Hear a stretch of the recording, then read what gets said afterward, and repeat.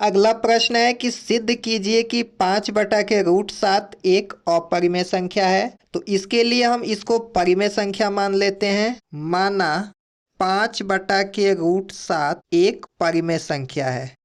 ठीक इसके विपरीत हम इसको मान लेते हैं। अब चूंकि इसको हमने परिमेय संख्या मान रखा है तो हम क्या कर सकते हैं कि 5√7 को p/q के रूप में लिख सकते हैं, क्योंकि परिमेय संख्या को हम p/q के रूप में लिख सकते हैं, जहां p तथा q सअभाज्य हैं तथा q नॉट इक्वल टू 0 है। अब अगर इसका हम क्रॉस मल्टीप्लाई करें तो 5q इक्वल टू होगा √7p। इसको हम लोग लिख सकते हैं √7p इक्वल टू 5q। इसके बाद अगर p को हम लोग राइट हैंड साइड लेके आए तो इसको हम लोग लिख सकते हैं √7 equal to 5q divided by p। अब चूंकि ये 5q/p एक परिमेय संख्या है तो इसको हम लोग लिख रहे हैं 5q/p एक परिमेय संख्या है।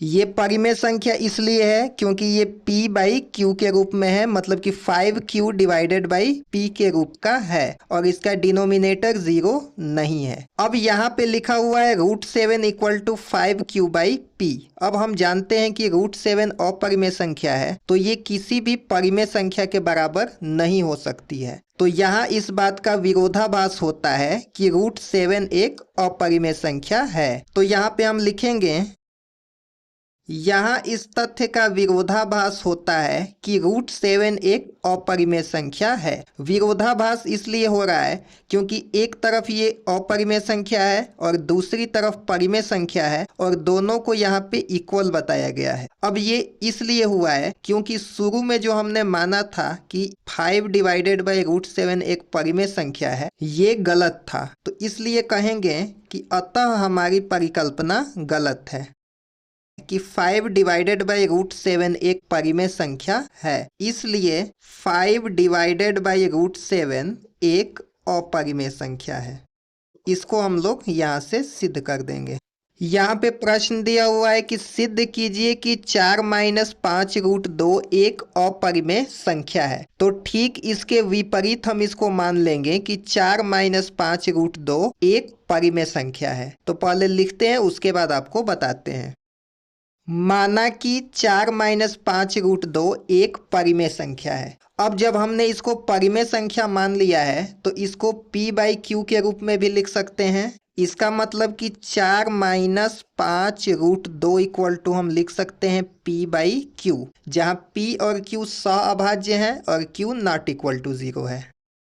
अब हम 5√2 को राइट हैंड साइड लेके जाएं और p/q को लेफ्ट हैंड साइड लेके आएं तो हमको मिलेगा 4 - p/q इक्वल टू 5√2। ये 5√2 को राइट हैंड साइड ले जाएंगे तो ये प्लस में हो जाएगा और p/q को लेफ्ट हैंड साइड लाएंगे तो ये माइनस में हो जाएगा। अब हम क्या करते हैं कि इसको एलसीएम ले लेते हैं। तो 4 का q में मल्टीप्लाई करेंगे तो 4q माइनस ये वाला p divided by q equal to मिलेगा 5√2। अब 5 को भी हम लोग लेफ्ट हैंड साइड लेके आएंगे तो मिलेगा 4q minus p divided by 5q equal to √2। अब यहाँ पे देख सकते हैं कि ये √2 एक अपरिमेय संख्या है, हमको पहले से पता है, और ये 4q minus p divided by 5q एक परिमेय संख्या है। तो एक परिमेय संख्या कभी भी अपरिमेय संख्या के बराबर नहीं हो सकती है, इसलिए हम कहेंगे कि यहाँ पे हमको विरोधाभास हो रहा है। तो यहाँ पे सबसे पहले लिखते हैं कि 4q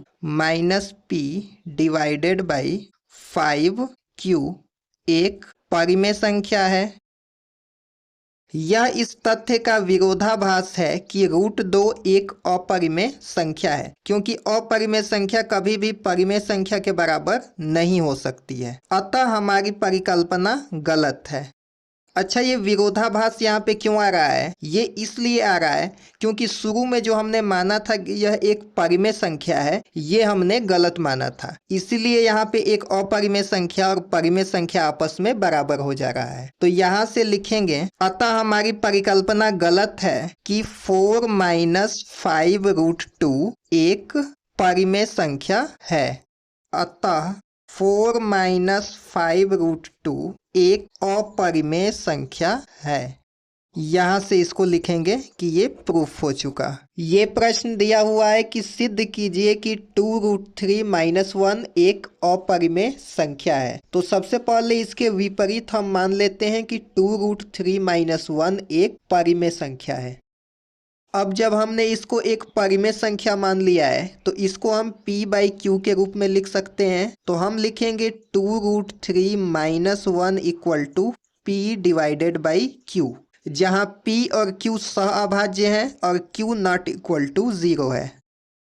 अब हम -1 को राइट हैंड साइड लेके जाएं तो हमको मिलेगा 2√3 इक्वल टू p/q प्लस 1। अब हम जानते हैं कि p/q प्लस 1 भी एक परिमेय संख्या होगी, तो इसको हम लिखेंगे चूंकि p/q प्लस 1 एक परिमेय संख्या है और यहाँ पे 2√3 हम जानते हैं कि एक अपरिमेय संख्या है। तो कोई भी अपरिमेय संख्या एक परिमेय संख्या के बराबर नहीं हो सकती है। तो इसलिए हम लिखेंगे, यह इस तथ्य का विरोधाभास है कि 2√3 एक अपरिमेय संख्या है। अतः हमारी परिकल्पना गलत है कि 2√3 माइनस 1 एक परिमेय संख्या है।